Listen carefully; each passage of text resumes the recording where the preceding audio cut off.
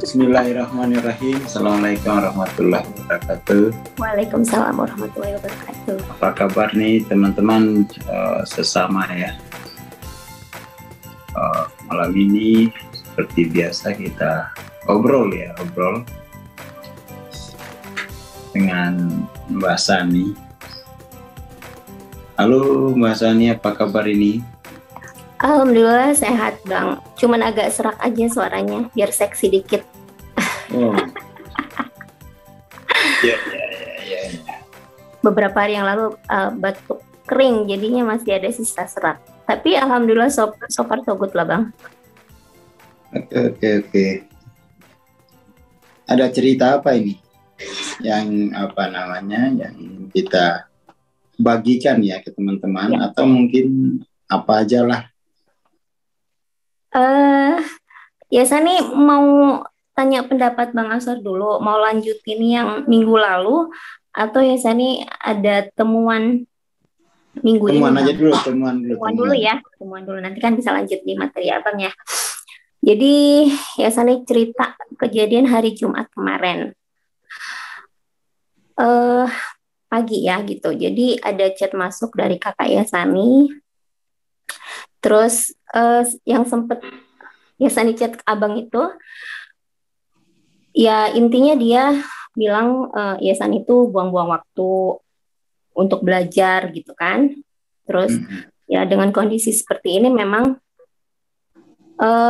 daya upaya untuk mendebat argumen dia, Yasani nggak punya kekuatan besar dalam hal ekonomi gitu, jadi nggak ada rasa nggak pede gitu. Jadi Yasani diemin dulu gitu kan, maksudnya kemana nih gitu. Dia bilang Yasani buang-buang waktu belajar. Terus di situ Yasani disebut buang-buang waktu, itu kan menempel di diri kita ya. Waktu itu kan kita pakai sehari-hari gitu. Jadi di situ Yasani merasa terhina di situ Bang. Itu pertama.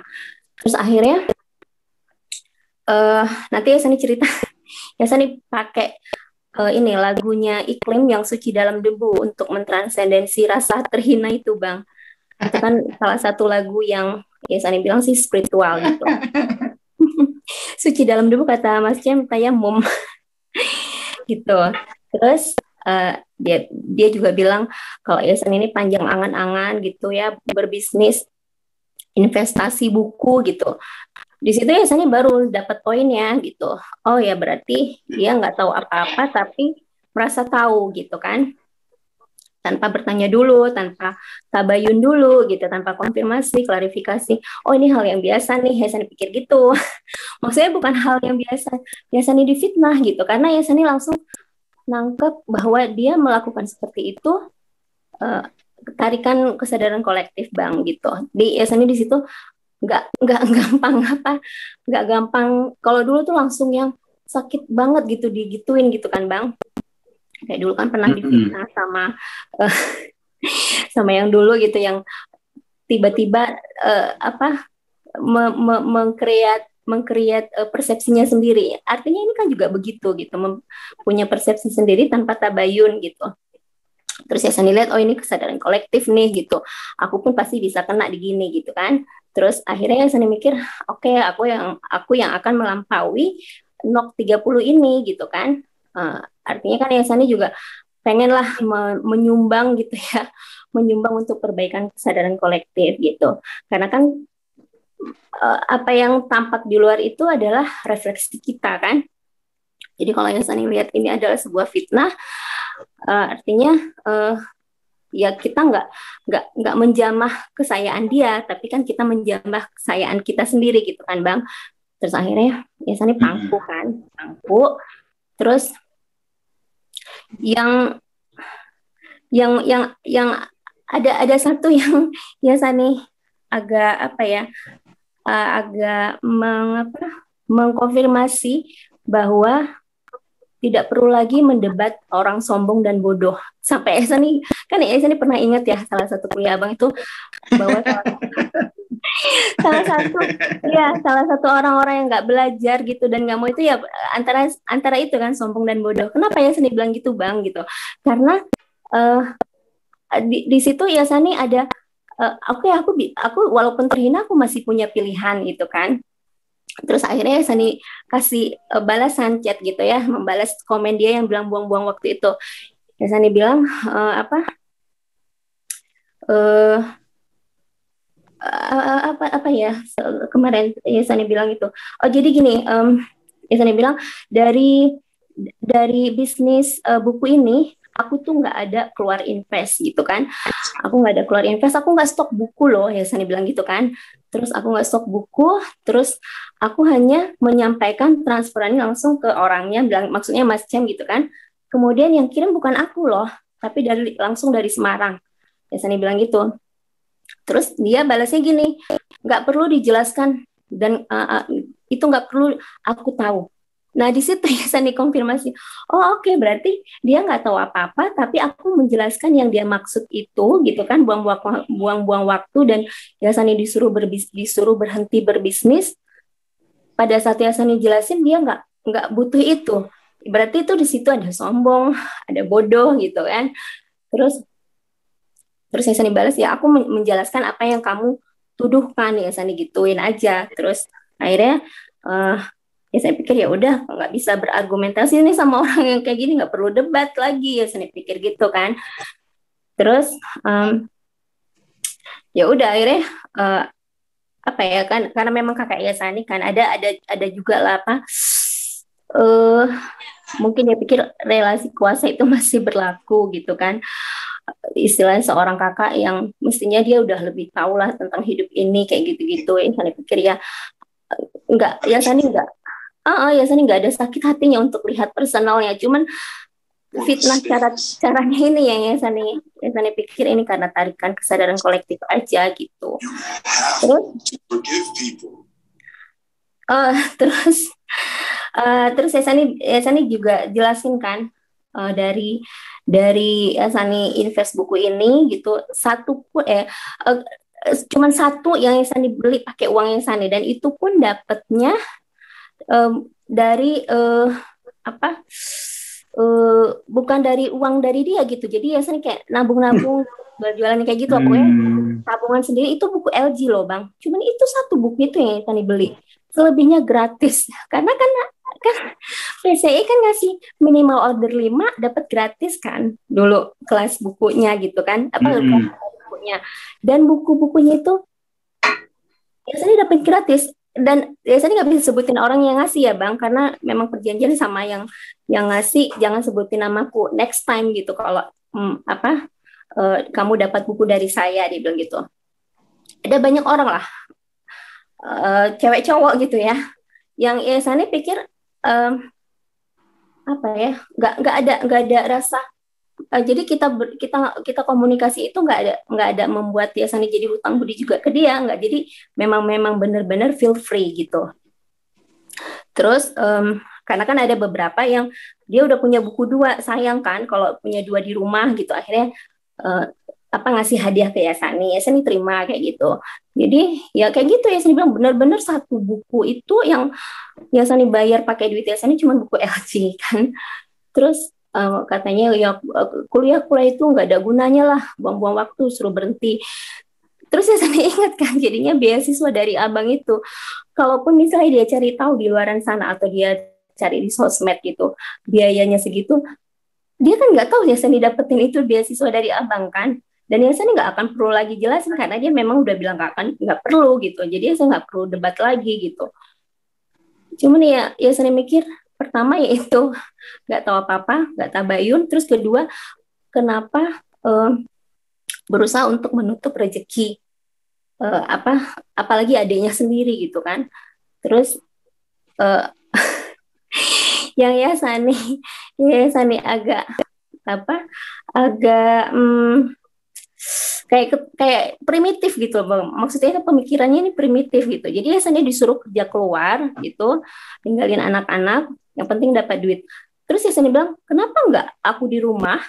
Aku di rumah jaga anak-anak, aku yang ngajarin mereka, madrasah pertama dari rumah, tapi aku juga bisa menghasilkan uang loh dari rumah. Yasani bilang gitu. Aku nggak terhina kok, aku jualan buku, nggak terhina jualan kelas, nggak terhina jualan Oriflame. Yasani bilang gitu. aku lebih terhina kalau aku booking online. Biasanya gituin kan Bang. Ya kan dulu sempat sempat mikir jalan pintas booking online aja gitu kan. Terus yang apa VCS gitu, yang nggak perlu ketemu, yang penting virtual gitu. Kalau mau jalan pintas ya Sani bisa gitu, ya Sani berani gitu kan. Karena mau mati aja dulu sering kok, ya Sani pikir gitu, mau bunuh diri aja udah sering gitu. Terus tapi kan itu udah apa pembuktian bahwa Yasan udah jauh banget dari Tuhan kan, udah nggak menganggap ada Tuhan gitu. Oh ya, Yasan lari kemanapun Tuhan tuh ada gitu. Akhirnya di situ Yasan langsung inget Al-Muhaimin Bang. Nggak tahu Yasan Kenapa itu? Ketua PKB? Ah? Ketua PKB, Pak Muhaimin. Bukan. Jadi Yasan pertama tuh Yasani mesti mengawasi diri Yasani sendiri, Bang. Kan Al Muhaimin itu mengatur, memelihara, mengawasi gitu ya. Mirip-mirip sama Al Hafiz, sama apa satu lagi gitu ya. Terus Yasani mikir bahwa fitnah ini jadi salah satu ujian buat Yasani. Tapi dulu tuh Yasani mikir ini adalah kalau baca quote itu kan ini adalah ujian kehidupan gitu. Tapi di situ Yasani terkonfirmasi bahwa fitnah ini adalah ujian jalan spiritual Yasani gitu. Jadi memang Yasani harus menyelesaikan diri Yasani sendiri. Jadi pakai Al-Muhaimin itu untuk mengawasi diri Yasani sendiri, jangan sampai Yasani juga melakukan itu ke orang lain gitu kan. Jadi Yasani mengawasi identifikasi diri Yasani Bang gitu. Terus sama Al-Muhaimin ya udah pasti Yasani nggak akan ragu lagi karena Tuhan lebih Al-Muhaimin lagi ke Yasani gitu kan. Mau Yasani umpet-umpetan mau di kamar mandi pun untuk VCS-an kan tetap aja Tuhan bisa tahu gitu. Dia kan tetap maha mengawasi gitu. Jadi ya udah Yasani pikir Al-Muhaiminnya ke diri Yasani. Gitu ya? Hah? Maha CCTV. Oh, maha CCTV ya. Kalau kata orang di toilet nggak ada Tuhan, Yasan bilang nggak ada Tuhan di toilet. Sementara kita masuk toilet aja baca doa kan. Bagaimana mungkin nggak ada di toilet gitu? Artinya kalau kita mau mencuri, bawa aja dompetnya ke toilet, ambil duitnya, buang lagi dompetnya itu aman. Nggak mungkin kan gitu. Sementara kok benar, Mbak. Ya kan kalau dibilang orang Tuhan ada di mana-mana kecuali di toilet, nggak mungkin ada Tuhan di toilet kayak gitu kan. Sedangkan cacing yang nggak kita kelihatan aja itu ada di dalam tanah tuh. Sebegitu lembutnya cacing kan bisa masuk ke dalam tanah, apalagi Tuhan gitu yang zahirnya kelihatan, apalagi yang di batin gitu. Itu yang Sani, aduh udah aman deh ini ya Sani pikir gitu kan. Alhamdulillah ya Sani nggak ya jadi lebih gampang memaafkan Bang jadinya kayak gitu. Terus kenapa tadi ya Sani bilang kebantu ke transendensi pakai lagunya si Iklim itu yang suci dalam debu itu, yaitu tadi kan kalimat pertamanya itu engkau bagai air yang jernih gitu kan, bahwa kesucian itu ya tetap ada di dalam diri kita, yaitulah kesayaan bagai itu. Air yang jernih yang di ya Sani. Apa? Kau bagai air yang jernih yang dibuang di comberan gitu ya. Ya, jadi kesannya tuh walaupun kita terhina gitu, walaupun kita dilihat orang terhina gitu ya, karena kondisi Sani lagi rekoso gini, hina banget gitu ya, orang lain melihat hina, tapi kan kekayaan itu nggak akan pernah hina gitu kan, kesucian diri sejati itu tetap ada sama kita gitu. Sani, pertanyaannya gini loh. Gitu. Pertanyaannya gini. Apa? Yang menafsirkan itu hina itu siapa gitu? Ya itu tadi kan kalimatnya itu loh Bang. Yang menafsirkan data-data itu kalau itu hina kan kamu sendiri. Oh, iya persepsi juga kan, gara-gara ilusi pikiran juga gitu. Ya jadi apa namanya, itu kamu masih punya konsep bahwa yang kamu jalani itu hina gitu. Itu konsepmu sendiri aslinya. Iya, pas baca itu memang ya saya langsung kena di situ. Pas waktu dibilang buang-buang waktu, langsung terhina banget ya Sani di situ Bang. Ya itu apa namanya? Ya kamu punya luka itu gitu ya. Tapi saya mau tanya dulu, gimana rasanya di diremehin, tanda kutip ya. Diremehin itu kan tafsir kita atas percakapan itu, diremehin sama orang yang seharusnya mendukung. Yang pas kemarin itu atau yang sekarang? Yang kemarin itu. Apa yang Pas Sani event, rasain pas gitu ya? event. Pas event terjadi. Mm-mm. Ya itu pertama ya Sani ngerasa dengan kondisi kayak gini mau untuk berargumentasi secara gamblang nggak punya modal bang. Jadi merasa layak lah dihina ya. Iya mungkin gitu ya. Iya benar. Karena kalau apa ya kondisi kayak nggak punya daya upaya mau dia papain orang juga terserah gitu kan. Ya jadi ya. Pasrahnya Kalau yang orang iya. Up to you gitu. Jadi kalau orang nggak punya itu, kalau dihina orang, Terima. Ya terima aja gitu kan.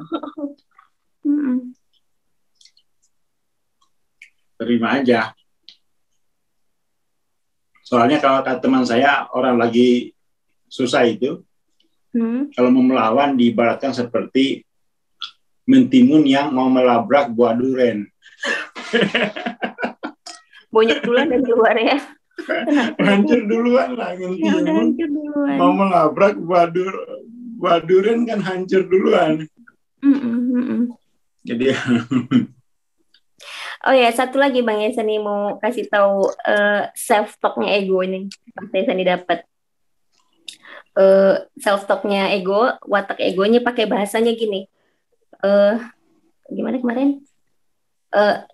Aku nggak habis pikir ya. Kok bisa ya dia mikir kayak gitu tentang aku? Itu kan suara ego, Bang.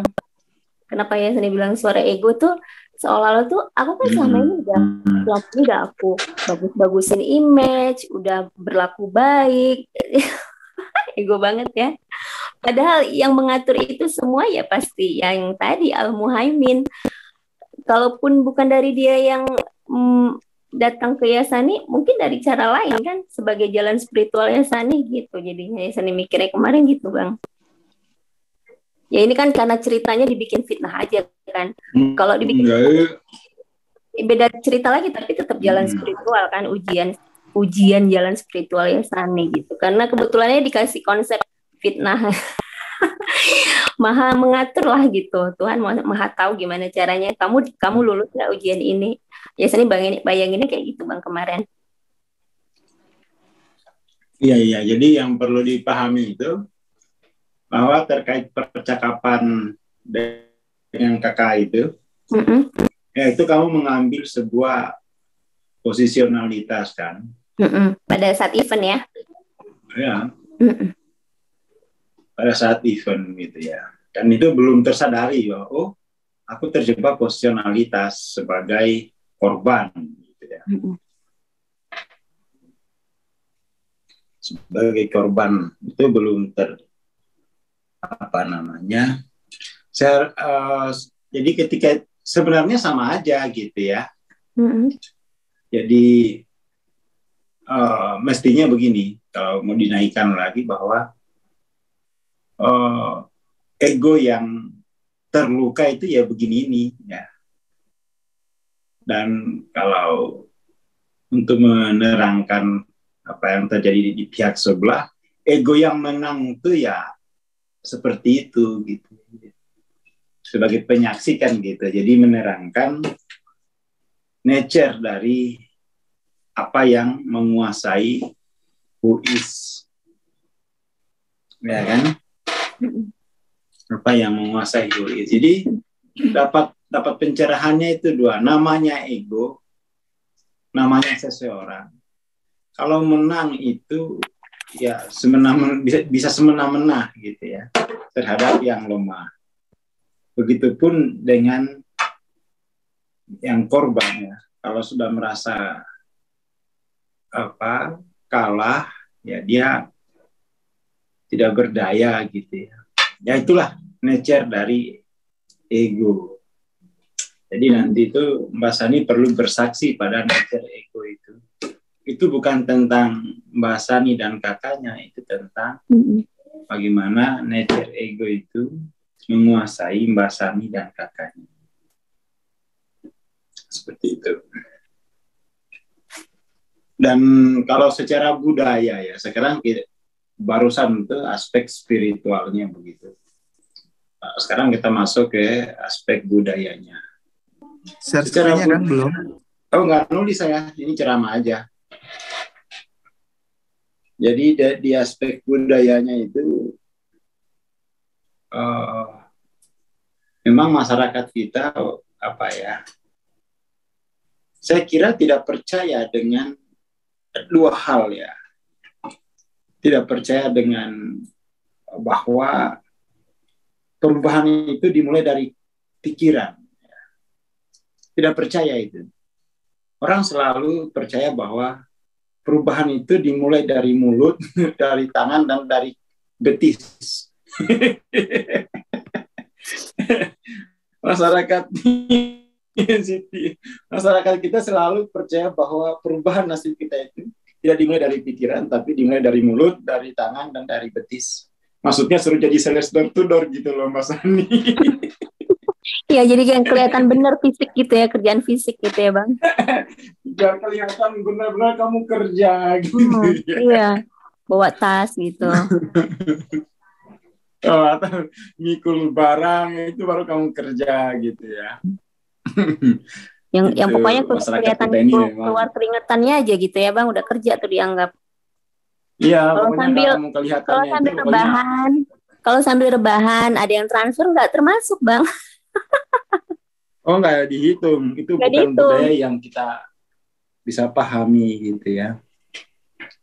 Teman saya 2 tahun ke Jakarta gitu ya. Itu ternyata rekening kita itu diawasi gitu ya. Diawasi. Jadi ada kenaikan dalam 2 tahun itu dia dapat kurang lebih 10 M lah ya. Itu rumahnya di Jawa sana. Didatangin polisi gitu, diperiksa gitu, datangin diselidiki gitu. Pas kemudian ibunya itu datang ke Jakarta. Selidiki gitu ya. Orang kampung tuh nggak percaya, ini pasti si A ini pelihara tuyul di Jakarta atau jual narkoba atau apalah, negatif banget gitu. Karena ada lonjal, ada biasanya rekeningnya ini saldo 50.000 gitu ya. Tahu-tahu ada lompatan digit menjadi 10 M gitu dalam 2 tahun. Itu mencurigakan. Wah, itu saya sampai membela teman saya itu ke keluarganya di kampung. Saya loh, ini loh pembukuannya gitu. Kebetulan saya waktu itu tahu gitu ya. Ini itu enggak gitu. Jadi budaya kita itu sangat ini ya, tidak up to date pada perkembangan zaman, bahwa orang kaya itu bisa dalam setahun loh ini. Sama juga saya juga waktu punya showroom 2 gitu. Saya sampai ditanyain, kamu jualan narkoba enggak sih? Enggak lagi lah, ini kan udah era digital apa gitu ya. Transaksi itu sangat cair dan jumlahnya akan banyak tiap hari gitu. Tapi masyarakat kita masih melihat bahwa gambaran ideal seorang orang itu adalah ya bau seragam dinas, terus nanti punya rumah 20 tahun kemudian setelah kerja, punya mobil 40 tahun kemudian, lalu kemudian pensiun, mobilnya dijual lagi terus. Masih ada loh gambaran kayak gitu itu di masyarakat gitu ya. Masih ada. Jadi kadang-kadang itu ya seperti itulah. Seperti itu budaya kita memang selalu belum yakin bahwa perubahan itu dimulai dari pikiran.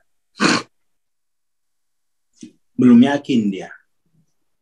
Atau mungkin mereka juga nggak yakin bahwa kita ini punya pikiran gitu ya. Jadi mereka pikir pas waktu Tuhan pembagian pikiran kita lagi ke WC gitu ya, jadi nggak kebagian gitu ya Bang. Ya nggak pas ada jatah pikiran gitu ya, kita nggak dapat. Kita lagi ke WC.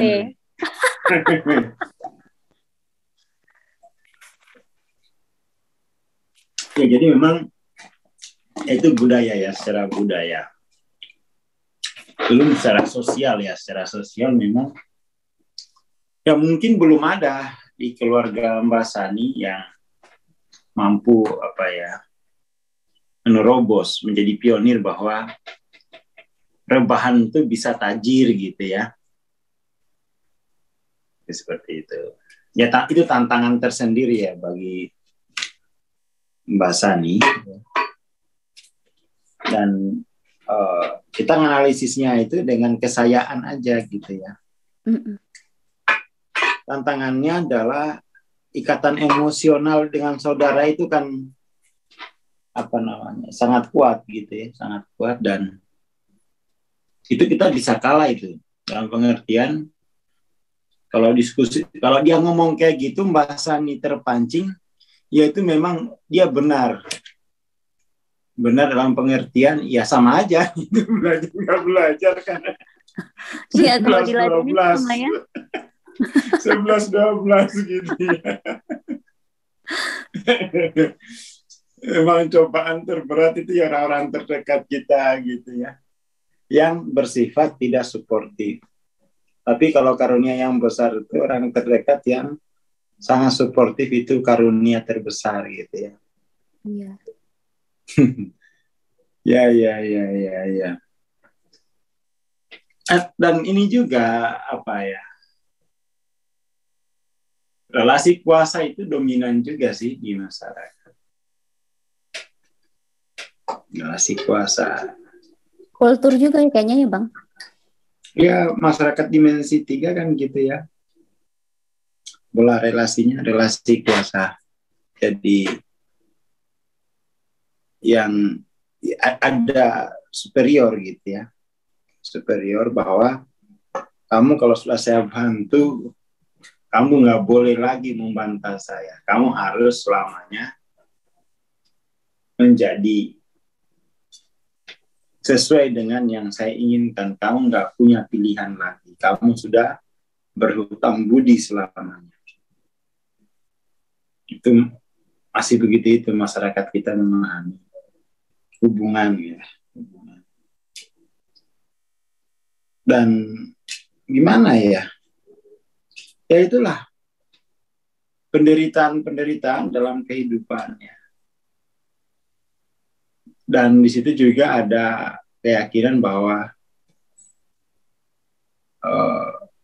menyakiti itu akan membuat orang lain bisa sukses gitu ya. Ada keyakinan bahwa rasa sakit itu bisa membuat orang maju. Iya betul, tetapi kan mestinya rasa sakit itu memang menjadi motivasi paling kuat. Tapi yang lebih kuat dari itu adalah cinta gitu. Tapi itu kan ya baru wacana mungkin ya. Baru wacana. Yang poin-poinnya saya kira itu ya. Poin-poinnya adalah kalau tidak dibekali teori yang mapan, ya, kalau tidak ada teori yang mapan itu sangat rentan untuk kembali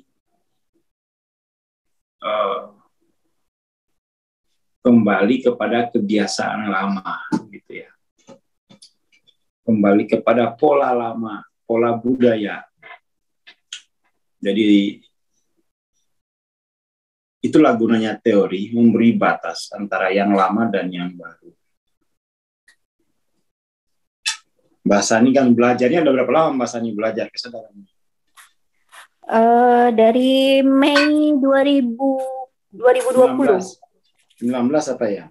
2020 kan, BOB duluan. Kan? Oh iya. Semenjak pandemi lah. Kan pandemi itu sebenarnya diketahui di Wuhan, silsilah. Di Wuhan kan Desember. Masuk ke Indonesia kan Maret kan? Maret 2020. Nah, bulan Mei mulai. Apa ya? Ya budaya itu kuat gitu ya. budaya itu kuat. Dan memang masyarakat kita itu melihat bahwa dia tidak mau melihat secara kolektif. Pokoknya masalah ini adalah persoalan individu gitu ya. Padahal masalah itu akumulasi budaya. Dan individu itu ya terjebak di dalamnya. Tapi kemudian kan kita memahaminya bahwa individu ini yang terlalu lemah sehingga kalah oleh budaya. Padahal budaya emang yang kuat gitu ya. Secara hierarki dimensionalnya kan memang budaya itu kuat. Kita lahir di dalam budaya. Ya kan? Seperti itu. Bang, ngomong-ngomong tentang individu itu yang tadi yang Abang baru sebut, kalau kita menyadari bahwa dia seperti itu karena dari kesadaran kolektif, lumayan cepat loh bisa memaafkan. Kalau Ayu sendiri rasain ya Bang gitu. Karena itu bukan personal, bukan keinginan dari dianya sendiri, itu pasti kayak gitu. Itu Ya kan itu dari kesadaran kolektif. Hah? Ya transenden kan melihat bahwa kehidupan apa yang membuat manusia itu salah itu adalah budayanya, itu kan pandangan transenden ya. Pandangan setiap orang yang lahir itu suci, budayanya lah yang membuat dia jadi Jones, membuat dia jadi Yahudi, itu budayanya. Seperti itu. Makanya kalau dari pandangan transenden itu ya enak lah, enggak, karena kehidupan itu tidak lagi bersifat individual, tetapi kolektif. Seperti itu. Hanya saja memang kita melihat dari pandangan tersebut betapa menderitanya manusia itu terjebak dalam budaya kolektif yang dimensi 3 gitu ya. Jadi dari situ kemudian tuh melahirkan sebuah visi spiritual bahwa ya sudah, tugas saya adalah memperagakan masyarakat dimensi 5. Jadi baru belajar bermasyarakat gitu ya. Jadi kita ini adalah bereksistensi secara spiritual yang sedang belajar bermasyarakat, dan masyarakat itu sudah punya template ya, dimensi 3 dan dimensi 4, dan kita sudah pelajari.